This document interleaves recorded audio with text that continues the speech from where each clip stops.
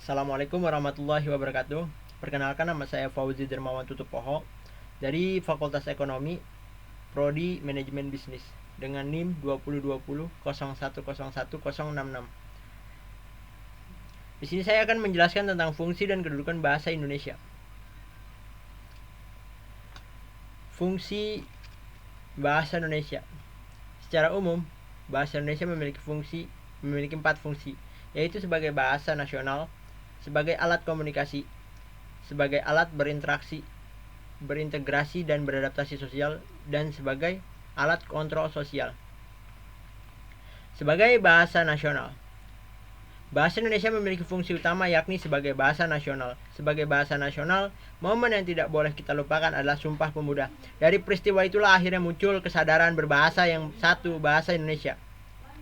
Sebagai alat komunikasi, selaku makhluk sosial yang memerlukan orang lain, sebagai mitra berkomunikasi, manusia memakai 2 cara berkomunikasi, yaitu secara verbal dan non-verbal. Berkomunikasi secara verbal dilakukan menggunakan alat atau media bahasa, baik secara lisan ataupun tulisan. Sedangkan berkomunikasi secara non-verbal dilakukan menggunakan media berupa aneka simbol, isyarat, kode, dan bunyi seperti tanda lalu lintas, sirene. Setelah itu diterjemahkan ke dalam bahasa Indonesia. Kemudian sebagai alat berintegrasi dan beradaptasi sosial. Pada saat kita beradaptasi di lingkungan sosial, kita akan memilih bahasa yang digunakan tergantung situasi dan kondisi yang kita hadapi, bukan? Kita akan menggunakan bahasa yang non standar pada saat kita berbicara dengan teman kita, dan kita juga akan menggunakan bahasa standar pada saat kita berbicara dengan orang tua atau orang yang kita hormati. Lalu kemudian sebagai alat kontrol sosial. Kontrol sosial yang sangat mudah kita terapkan adalah sebagai alat peredam rasa marah. Contohnya itu seperti menulis. Menulis merupakan salah satu cara yang sangat efektif untuk meredakan rasa marah kita. Adapun fungsi bahasa secara khusus, yaitu yang pertama mengadakan hubungan dalam pergaulan sehari-hari.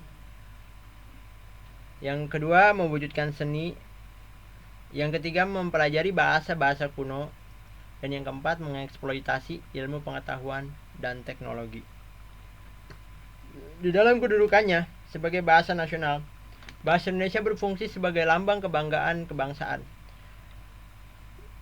lambang identitas nasional, lalu sebagai alat penghubung antar warga, daerah, dan budaya. Dan yang keempat, sebagai alat yang memungkinkan penyatuan berbagai suku, bangsa dengan latar belakang sosial, budaya, dan bahasanya masing-masing ke dalam kesatuan kebangsaan Indonesia. Di dalam kedudukannya sebagai bahasa negara, bahasa Indonesia berfungsi sebagai yang pertama sebagai bahasa resmi kenegaraan, yang kedua sebagai bahasa pengantar dalam dunia pendidikan, yang ketiga sebagai alat penghubung pada tingkat nasional dan kepentingan perencanaan dan pelaksanaan pembangunan. Dan yang keempat itu sebagai alat pengembangan kebudayaan, ilmu pengetahuan, dan teknologi. Kemudian kedudukan bahasa Indonesia. Kedudukan bahasa Indonesia diidentifikasi menjadi bahasa persatuan, bahasa nasional, bahasa negara, dan bahasa standar. Keempat posisi bahasa Indonesia itu mempunyai fungsi masing-masing seperti berikut.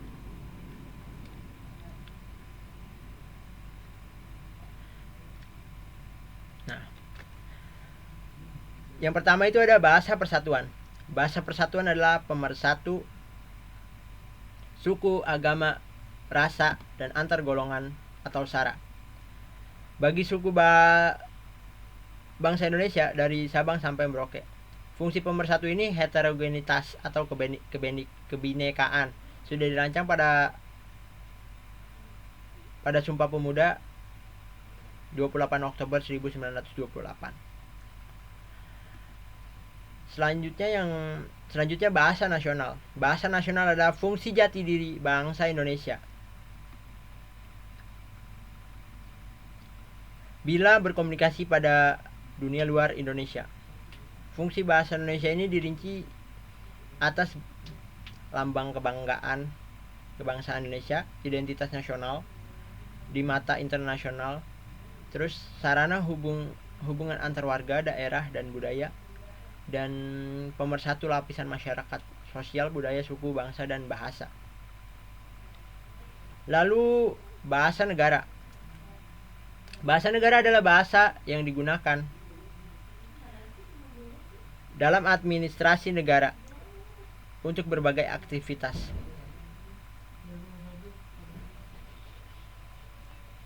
Dan yang keempat itu bahasa baku. Bahasa baku merupakan bahasa yang digunakan dalam pertemuan yang sangat penting. Contohnya kayak upacara adat.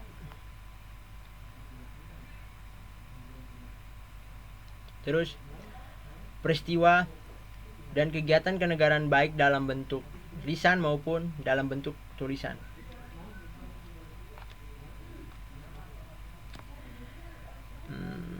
Kedudukan bahasa Indonesia sebagai bahasa negara memiliki fungsi diantaranya sebagai bahasa resmi kenegaraan. Maksud dari bahasa resmi kenegara, bahasa Indonesia sebagai bahasa resmi kenegaraan, bahwa bahasa Indonesia dipakai di dalam kegiatan-kegiatan resmi kenegaraan seperti upacara, peristiwa, dan kegiatan-kegiatan baik dalam bentuk lisan maupun dalam bentuk tulisan.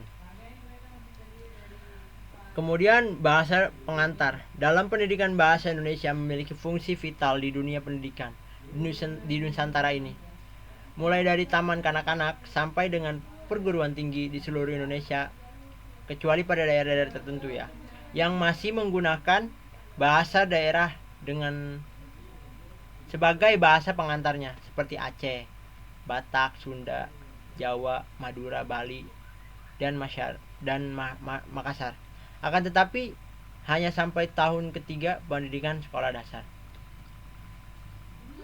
Kemudian sebagai alat perhubungan pada tingkat nasional. Dalam hal ini bahasa Indonesia dipakai bukan saja sebagai alat komunikasi timbal balik antar pemerintah dan masyarakat luas, dan bukan saja sebagai alat perhubungan antar daerah dan antar suku, melainkan juga sebagai alat perhubungan di dalam masyarakat yang sama latar belakang sosial, budaya, dan bahasanya. Lalu kemudian ada sebagai alat pengembangan kebudayaan. Ilmu pengetahuan dan teknologi di dalam hubungan ini, masyarakat Indonesia adalah satu-satunya alat yang memungkinkan kita membina dan mengembangkan kebudayaan nasional sedemikian rupa sehingga bahasa Indonesia memiliki ciri dan identitasnya sendiri. Yang membedakannya dengan kebudayaan daerah lainnya.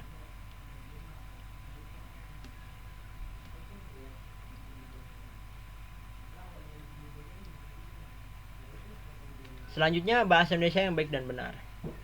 Sering kita dengar ungkapan gunakanlah bahasa Indonesia yang baik dan benar. Terhadap ungkapan itu timbul banyak reaksi. Pertama, orang mengira bahwa kata baik dan benar dalam ungkapan itu mengandung arti atau makna yang sama atau identik. Sebenarnya tidak. Justru ungkapan itu memberikan kesempatan dan hak kepada pemakai bahasa untuk menggunakan bahasa secara bebas dan keinginannya dalam menggunakan bahasa dan kemampuannya dalam berbahasa. Berbahasa yang baik ialah berbahasa sesuai dengan lingkungan bahasa itu digunakan. Dalam hal ini beberapa faktor menjadi penentu. Pertama, orang yang berbicara. Yang kedua, orang yang diajak berbicara. Yang ketiga, situasi itu formal atau non formal. Keempat, masalah atau topik pembicaraannya. Sedangkan bahasa yang benar adalah bahasa yang sesuai dengan kaidahnya, aturannya, bentuk, strukturnya. Kalau berbahasa Indonesia baku harus seperti bahasa yang kaidahnya tertulis dalam buku tata bahasa Indonesia. Sebaliknya, jika menggunakan salah satu dialek atau contohnya dialek Jakarta misalnya, harus betul-betul bahasa Jakarta seperti yang digunakan oleh penduduk asli Jakarta. Itulah maksud